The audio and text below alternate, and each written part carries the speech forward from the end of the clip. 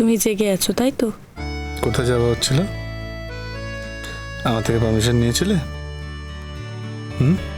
Permission তো নাওনি। আপনি তোমার হাজবেন্ড, এখন থেকে সবসময় পারমিশন নেবে সব কিছু করার আগে, বুঝেছো? প্লিজ, অনেক বেলা হয়ে গেছে, তো আমাকে তো উঠতে হবে। কি করবে এত সকাল সকাল উঠে? আশ্চর্য, উঠে সবাই কি ভাববে বলো তো? আরে বাবা, এত সকালে উঠে কি করবে? কেউ কিছু ভাববেন না। এখন এখন কটা বাজে? এখন তো সবে 6:25। এখন তো আর ছাড়বই না। না না, মা দিদি বলেছে সকাল সকাল উঠে যেতে। এবার থেকে 8টার আগে ঘুম থেকে ওঠে না, সকাল সকাল উঠে যেতে। এত সকাল উঠে তুমি কি করবে? আরে বাবা, এসব নিয়ে তোমার কোনো চিন্তা নেই মোহর। না না, তাও আমি স্নান টান করবো তো। স্নান করবে?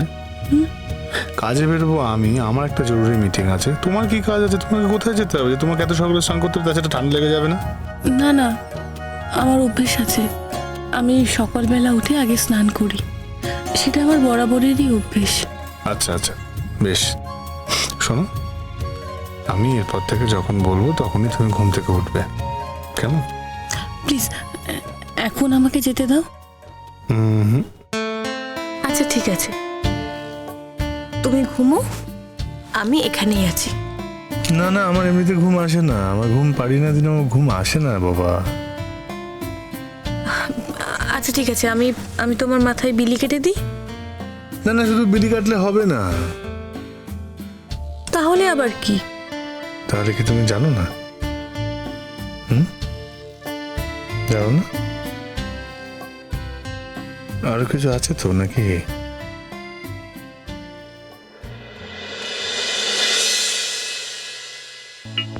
মোহর, আমার দেনা পাওনা কিন্তু তুমি কিছু শোধ করোনি। হ্যাঁ, আমি তো এই এই এই এতদিন ধরে দিয়ে গেলাম। আমার দেনা পাওনাগুলো কোথায়?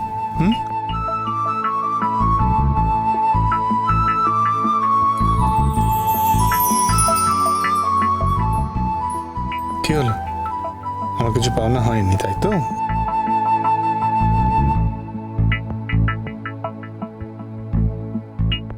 জানি না। জানি না বললে তো হবে না। আর দেখো, এতদিন পর্যন্ত আমি তো কিছু করিনি, আমি তোমাকে কোনো টাচই করিনি মোহন। আমি জানতাম একদিন আমাদের বিয়ে হবে, তারপরে আমি তোমার সব দেনা পাওনাগুলো উসুল করে নেব। এখন যদি তুমি বলো যে আমাকে কিছু তুমি দেবে না, তা তো হবে না, সে কথা তো আমি শুনবো না।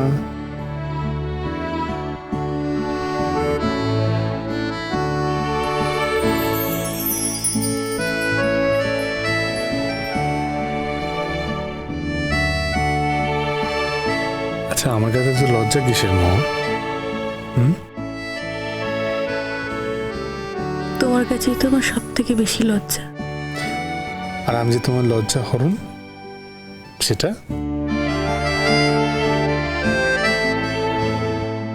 আচ্ছা আচ্ছা ঠিক আছে, বেশ। আমি আমি চোখটা বুঝছি। আমার একটা পাওনা আছে। দেখো, যতক্ষণ না আমি আমার পাওনা পাচ্ছি ততক্ষণ কিন্তু আমি তোমাকে এখান থেকে ছাড়বো না। কাজে আমার পাওনাটা আমার দিয়ে দাও।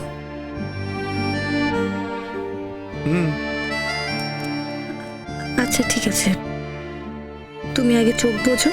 হুম হুম হুম আমি কিন্তু চোখ বুঝে আছি মোহন।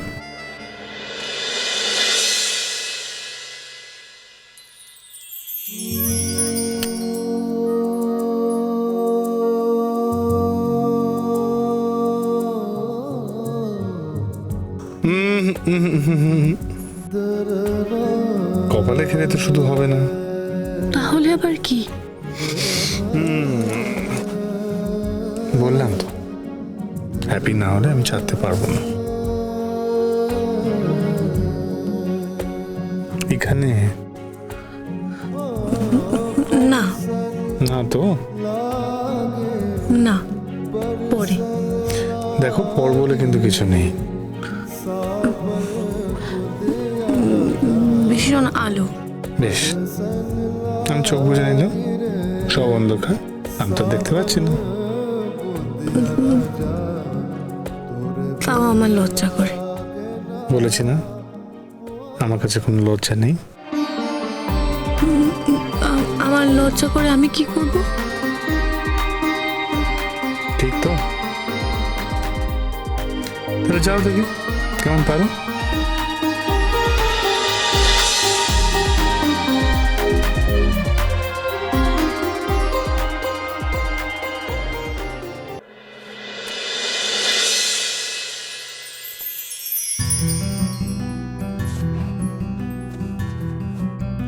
প্লিজ এবার ছেড়ে দাও, আমার তো স্নান করতে সময় লাগবে।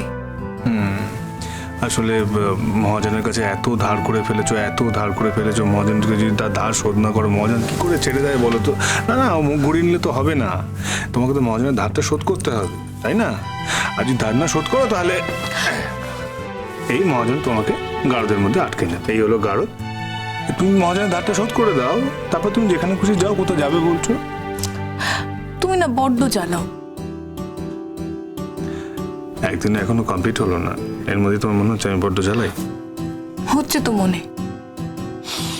আচ্ছা শোনো, বলছি একটা কাজের কথা, সেটা হলো এটা আমাদের এরপরে ঘুরতে যাওয়া ছিল, সেটা কিন্তু হচ্ছে না, জানো তো কেন? আমার পরীক্ষা বলে? আরে না না, তোমার পরীক্ষা পড়ে না, সে তো পরীক্ষা হওয়ার পরেও আমরা যেতে পারতাম। হচ্ছে না তার কারণ আমাদের কলেজ স্টেশনকে বললাম না, ইউনিভার্সিটিতে রূপান্তরিত হয়েছে। তো এখন অনেক কাজ বেড়েছে, অনেক মাথার উপর দায়িত্ব বেড়েছে, এই সমস্ত সাইনিং অ্যান্ড অল সব আমাকে করতে হয়। আমি তো এগুলো সব অ্যাটেন্ড করি, তুমি তো জানো।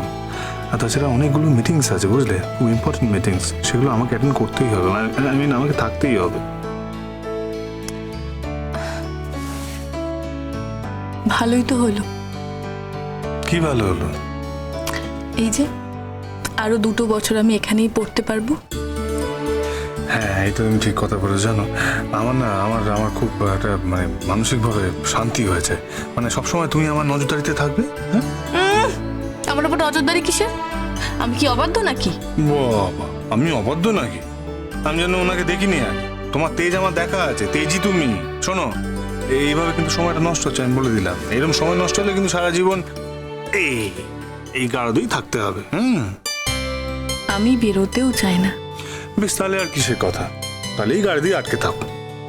কিন্তু এখন তো একটু ছাড়ো। ওই যে বললাম, মহাজনের কাছে অনেক ধার হয়ে গেছে। ঠিক আছে, তোমার জন্য নয় সব ধার শোধ না করলেও চলবে, অল্প কিছু।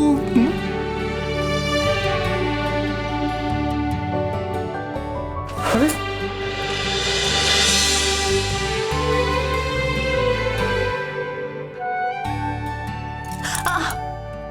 কি? জানি না। জানো জানো, বলছি তো, এই যে তোমার কাছে এতগুলো ধার, এই ধার তুমি যদি শোধ করে দাও, তাহলে তোমার ছেড়ে দিই, তোমার রিলিজ করে দিই। এই ধার শোধ করবে? নাও, শোধ করো তো।